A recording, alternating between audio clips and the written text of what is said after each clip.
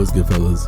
In today's video, we got a defense guide for you guys. I decided to make this video because I actually am really sick of seeing poor mix-ups on pretty much any situation. There's a lot of clips on Twitter and a lot of combos and a lot of like mix-up situations that people are in, and they're making the game look really offensive focused, when in reality this game has probably some of the best defensive mechanics I've played in a fighting game. There's not many situations where you're going to get put in where you actually have zero counterplay or nothing to do. I think it's really important to where if I'm highlighting the combos and like mix-ups and everything a character can do, I think it's just as important to showcase the defense and the options that you have any character that is putting you in these situations.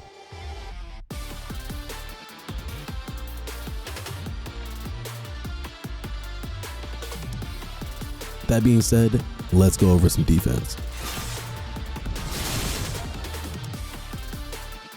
So first thing I like to talk about when it comes to defense, pretty much not just into SKO but any fighting game, is that you have to be aware that movement will be your #1 friend. So in this game we have access to backdash, we have forward dash, we can back jump, neutral jump, forward jump, we can super jump and float and drift in different directions and stuff like that. And not only that, we have a bunch of different ways to defend ourselves just using movement in the game. Like even if we talk about character specific movement, if we want to with Yasuo, for instance, if I want to stall on the air or get away from my opponent, I can do that. It's just something to keep in mind when it comes to just fighting games in general. The way you move honestly puts yourself in these different positions where you have to defend yourself. So good movement can keep you out of bad situations.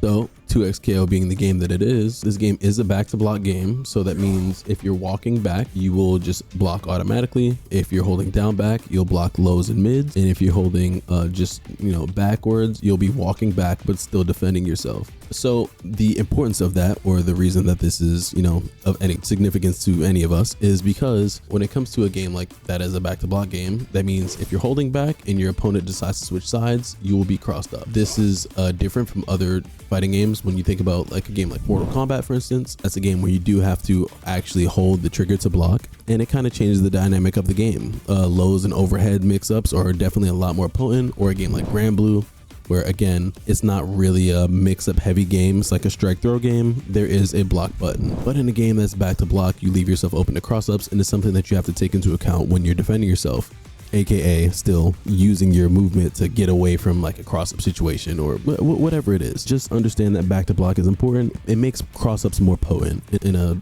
defense game like this. And now we're going to talk about retreating guard and push block. These are also two really important mechanics, especially when it comes to getting put in block pressure and having to deal with mix-up situations on block. I've been seeing so many Twitter clips where people are doing this fake block strings or this fake pressure and stuff like that. And it's like, oh, look at this 50-50 four-way mix-up with this character. And it's like, well, if I use parry or retreating guard or push block or a mix of these things, you would never be able to do this. Like, this would just never happen. So let's talk about retreating guard first, since it doesn't cost any resources. So retreating guard in this game, if I manage to touch an opponent's block and hit him a couple, like pretty much anytime you block anything in this game, if you press back and press the dash macro or back and light plus medium, you will be granted a retreating guard. And what this does is that it actually creates space between you and the attacker, and also it grants you a bit of meter. So if you look at Darius's meter at the bottom right, he's actually gaining meter every time he goes for the retreating guard. And this is just not a not a one-time thing. Anytime you're retreating guard anything, you're granted meter. It's kind of rewarding you for being right that you're not getting hit by a low attack, because retreating guard actually loses to lows. So here, if Darius decides to go for retreating guard, right, I guess I'll have to set it to one hit. So I'm touching Darius's block, and if they go low, then I'm able to get a punish there on the retreating guard. And you'll know because it'll say retreating guard punish in the bottom left, and they'll get the little shatter effect, so you beat the retreating guard. Just a little bit of counterplay to retreating guard, but something to note is that you will successfully get away from your opponent eventually, especially if they overcommit to any block string pressure that they have, right? So I'll do light, medium, heavy. Right there, my heavy whiff. So if you retreating guard properly, you can find some punishes. So something to keep note of. but you do have to be careful because it does lose to lows, and if you get hit low, you can get full combo punish for it. So it's not something to overuse, but it's something to keep note of that you do have to either A, get away from your opponent's block strings, or get away from an assist or anything like that, right? You see, like I tagged into Darius here and my button whiff. I was trying to like keep up pressure, but it made it hard because, you know, they use retreating guard. So retreating guard is good, but you do have to keep in mind that every time you use it, you are giving up space. And if you use it too much, you could eventually find yourself in the corner, which in this case, I'm gonna put Darius in the corner. Retreating guard actually doesn't do anything for you in the corner besides give you meter. So, I mean, sure, you could take the meter, but if I just decide to go low pretty much at any point in the block string, you'll just end up taking too much damage, and it's not worth going for when you're in certain situations in the corner. It is important, however, to try and retreating guard some assist in neutral. So like Jinx, for instance, I'm gonna call her the rocket assist.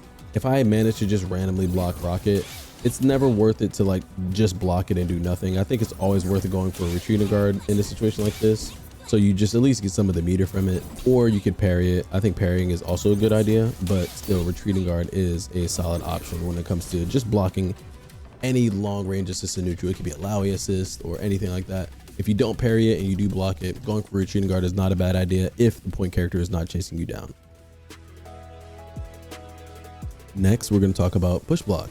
Now, push block is also just like hand in hand important, just as important as retreating guard, but you don't want to use push block poorly in this game because it can punish you. So I'm going to set the bot to push block here. And it's important to know that if you just kind of like are push blocking your opponent in bad situations, you can cause your assist or, you know, your backup character to take a lot of damage. I just did like a basic block string. I didn't do like an actual push block punish here. But like in pretty much any situation like this, if you're not careful, you could start losing a lot of health on your character or on your assist character if you're not careful with these push blocks that you're going for. So for this situation, I have set the bot to push block on the third hit. And the reason I set it to push block on the third hit is because that's when I'll be doing my heavy button press. But what you guys should be doing is reacting to your opponent's heavies if they're pressing heavies in the block strings. It's not an end all be all strategy, but it's a good like rule of thumb. So with this Yasuo string, I'm gonna just press light, medium, heavy, and then go for stab because it's a standard Yasuo block string.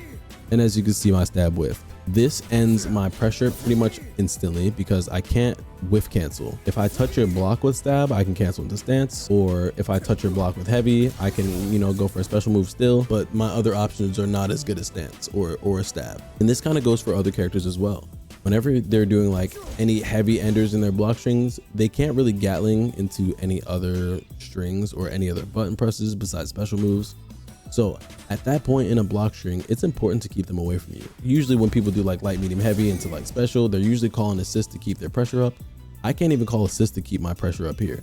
So this is a good use of push block in a situation like this. Whereas if I push block late, I'm just going to change the hit from 3 to 4. So instead of push blocking on the third hit, they'll be push blocking on the fourth. I'll do like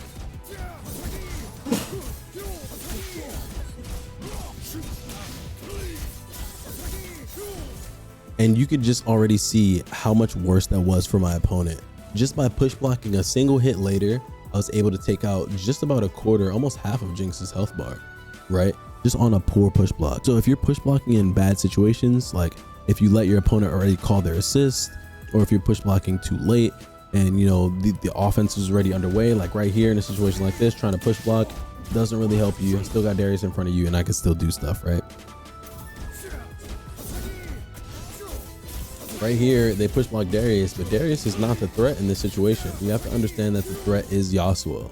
So you don't want to be push blocking assists that are not necessarily causing you any like real threat. This is really important for other teams as well, because I'm just going to show another example. Okay, so for this example, I grabbed Echo and Ahri. I think this is a pretty decent example to showcase to you guys, but basically in a situation like this, the character that you would like to keep away from you is, in my opinion, Echo. Echo is a character that can easily go left or right, easily break your ankles, get a throw, and pretty much make a bad situation for any character. So it's something that you guys gotta keep in mind when you're fighting certain characters. Ahri is doing like light, medium, heavy into assist, light, medium, heavy assist, right? I can still keep pressure up with Ahri, but you pushed Echo away. So if I do tag into Echo, I would have to do a long like special move to keep like pretty much any pressure up with Ahri. or you push away Ari and Echo's still in your face and you still have to deal with Echo. Like, it's really important to try to push block the correct character away that poses the most threat to your defense.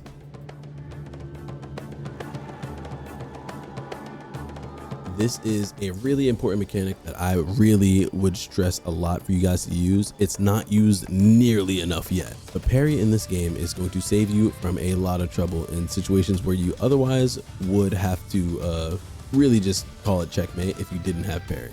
So first things first, I'm gonna just talk about the differences between the different kinds of parry that are in the game. Just speaking about the different kinds of parry that are in the game, there is a standard parry, which this one will parry any mid attack or projectiles or assists or pretty much anything, but it loses to lows and it loses to throws. Same thing if I go for the low parry, which is down plus parry. This will be lows, pretty much exclusively lows, and anything else will pretty much get blown up by it. So with this in mind, you have to know whether your opponent is going to hit you with a mid or overhead, or if your opponent is hitting you with a low. But one thing that's unique about parry in this game is that it actually parries cross-ups. Let's say Darius right here is trying to hit me with a cross-up, right? I'm not really sure what side he's going to land on. I could just tap parry and it's going to auto-correct and pretty much always save me from any cross-up situation I get put in. So that's really good that parry hits both sides, which makes it really strong. But another thing to know about parry is that there's two kind of unique situations or unique kinds of parry. There is a parry animation when you parry a strike. So Darius is going to charge heavy and I'll parry it.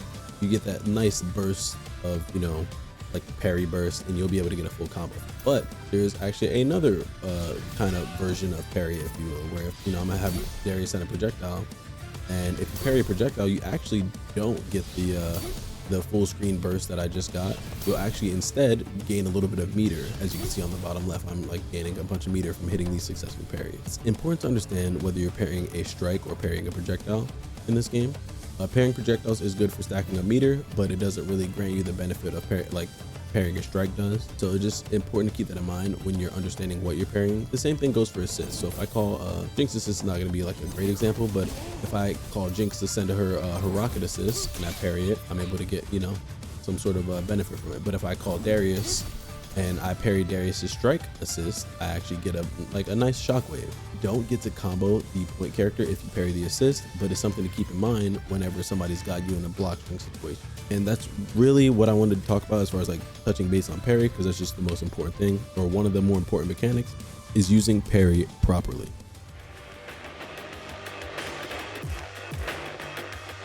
So first things first, different types of attack levels in this game are going to be lows, which, you know, if you're standing and blocking, you'll get hit low. And obviously overheads, if, you know, you're deciding that you're playing, you know, a character with a command overhead. And of course you can jump over someone and hit them with a cross up. You can throw. These are like the different ways that you're usually going to hit people, but typically it's like low, overhead, or throw, right? Or command grab, of course, if your character has one of those, but let's just keep it simple for now. Those are the ways you're going to open somebody up in this game. And when you think about how you're getting opened up, it kind of streamlines your thought process. Like, okay, if I'm getting opened up overhead or low or throw, the way that I'm going to work on my defense is this. You have to understand when you're at threat of anything. Like anytime anything is a threat to you, you have to be aware of it. So Darius's overhead, for instance, it doesn't hit that far. So, well, it does hit kind of far. I can't lie. It does hit kind of far. But just understanding like, okay, he's standing about here, so the overhead is a threat now. Now it's something that I need to think about. Same thing with like a throw, right? If Darius is on top of me, right?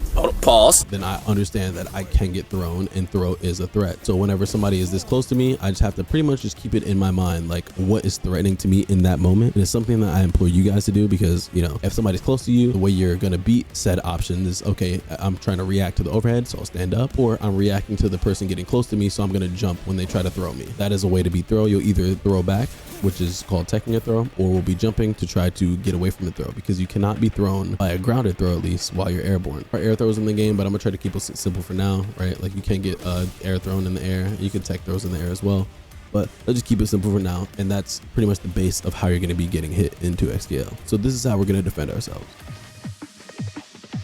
So for ground tech, whenever you get knocked onto the ground, that any knockdown that isn't a hard knockdown, it could be a limit strike knockdown or just a typical combo ender. When you're knocked into the ground, you have about 4 options when you're ground teching. If it's not a hard knockdown, remember that. When you get knocked down, you could just do a neutral get up, which is the safest option. You're not rolling, you're not committing to any option, you're not doing anything. It's not punishable. There's no way to really punish it.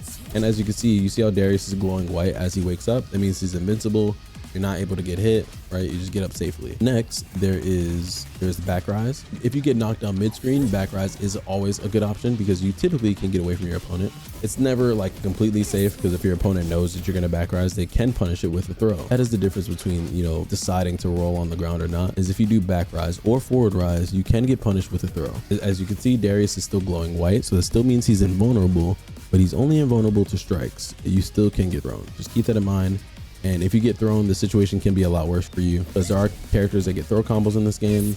There's characters that can super after throw. Getting thrown is not great, so opting to just neutral get up is always a good idea in my opinion, but that is something to keep in mind. And of course, you have forward rise, which you can actually change a lot of like otherwise poor situations for yourself. So if you get swept in the corner, your opponent overcommit, you can roll out of the corner. It's pretty neat because if your opponent is not aware of, you know, your get up options, or if they're not like really on top of covering every single tech option, you can manage to get away from your opponent by side swapping. Even if we're mid screen and we're like close to the corner, I'm like, oh, I almost got him in the corner, I'm chasing after him, he rolls out, we're kind of back to neutral, and I, as the attacker, am kind of in a bad spot because I overcommitted, right? And of course, last but not least, the last get up option you have off of soft knockdown is the get up attack. This is really good if you're in like a sandwich situation, like let's say a situation like this. Here, I'll just sweep and then call echo. You have the opportunity to wake up and hit an assist or get yourself out of any pretty much sandwich situation if you manage to find yourself in that, but also is just standard good, right? Like if I'm just trying to pressure my opponent on wake up, they're overcommitting, it does do damage. And it actually, fun fact,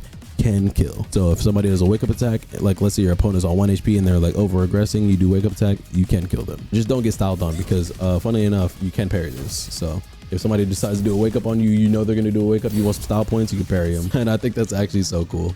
But yeah, that's the last round grounded option you'll have off a wake up. Of course, not including wake up super or anything like that, but yeah. All right, next we're gonna be talking about air tech. So air teching in this game is pretty much any situation where, like, let's say your opponent drops a combo or something like that, you'll have the option to pretty much tech out of the air. It could be a dropped combo, or it could be like a after super or something like that. I'll try to showcase this for you guys so you can actually see what I'm talking about. So I'm gonna super here. And the different tech options you have is neutral tech, which you saw Darius do right there. You basically tech in place and you just go back towards the ground, and you're invulnerable like for like half a second while you're like air teching. But there is neutral tech, there is back tech, which techs you away from your opponent. It's good for creating space in a situation like this where you just got hit with the super, you took a lot of damage, you're like, let me just tech back and try to get back to neutral. And there is forward tech, so a situation where like we're in the corner maybe and I hit super and you want to like tech above me and you want to like make a left right situation out of an air tech, you can definitely do that. Something to keep in mind.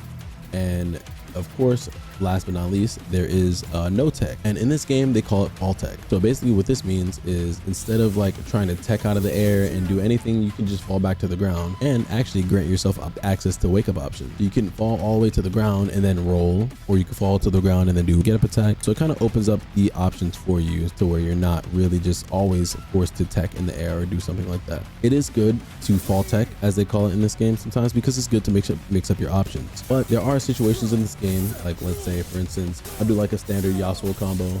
A standard situation here for Yasuo is sometimes Yasuo will do stand stomp and then wait for you to tech out the air, and then he'll catch you in the air and then try to combo you for it. So if I manage to read my opponent's air tech and they, you know, tech wrong or whatever, or I can mix them up off the air tech, it could be a dangerous situation for you. So a good idea is to fall tech, and instead of trying to guess with Yasuo's stomp guessing game, you could just not tech at all. And I think that's a good like addition to the game, and it's not forcing you to be put in any bad situations. There's a Jinx super setup where like she'll like super you into the air and then she'll call super again, and if you tech, you'll get chipped out. If you no tech, you'll get comboed. That's a situation that's like a little bit different from the others, but still you have options of like getting out of chip situations or trying to deny your opponent like setups and stuff like that. It's always really good to just know your options and know that you should mix it up. Ground tech or air tech, you should always be mixing up your tech options to make your defense really unpredictable. And last but not least, I want to talk a little bit about there's armor in the game. A character like Darius here, Darius actually does have an armor move, and he's not the only one in the game, but Darius, Braum, Blitzcrank, they all have armor in this game. So whenever it comes to armor moves, it's just understanding that like if your character does have that, it is an additional option that you have on defense. So it's something to keep in mind. Same way these characters have armor moves or something like that for defense is the same way other characters have other forms of like invulnerable moves. Right there, Darius just armored through my attack. So it's just an option that he has over other characters. So that doesn't mean that other characters don't have anything either. So a situation for Yasuo, or like an example for a character like Yasuo, is that Yasuo's S1 super actually goes through projectiles. So it's just good to know that when you experiment with your characters and try to figure out what your characters can do, just try to understand that your character also has other options around gameplay mechanics. So whether it's like projectile invul moves or moves that are invulnerable while you're using it, like Yasuo step, you can step through attacks, you can step through projectiles, or if you have armor, or if you have alternate movement options. It is always good to know character specific defensive options anytime you pick any character in any fighting game, not just 2x scale. So just keep that in mind when it comes to your character choice and labbing out your character's tools. And a good thing to know is just pretty much how to beat all these options as well. So like Darius, for instance, he does have an armor move, but you can beat Darius armor if you just do a 2-hitting attack. If you do any multi-hitting attack, you can break armor. It's not like that for all armor in the game. I think it's like that for Blitz and Darius, but I think Braum's shield it's a different case. That one loses to charge attacks, and it loses to throws.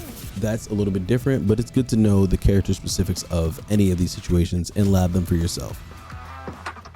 And that about does it for the defense guide. I know that what I wanted to get home to you guys really was just most of the retreating guard and the push block stuff. I think that's the most important part of it, and parry being as important as it is in this game. I think it's really important that you guys utilize all these mechanics to negate a lot of mix-up situations that you're getting put in, to not just get ran through in ranked. Like, you guys really should take some time to lab defense. If you're having a hard time with any characters, feel free to lab against, their pressure and their block strings and stuff like that, and find out unique ways that your character can deal with other characters as well. Again, that's going to do it for the defense guide. Let me know if there's anything that I missed that you guys want to add, and feel free to let me know what you guys think down in the comments below. I appreciate you guys for watching. Thanks again, and I'll catch you guys in the next one. Peace.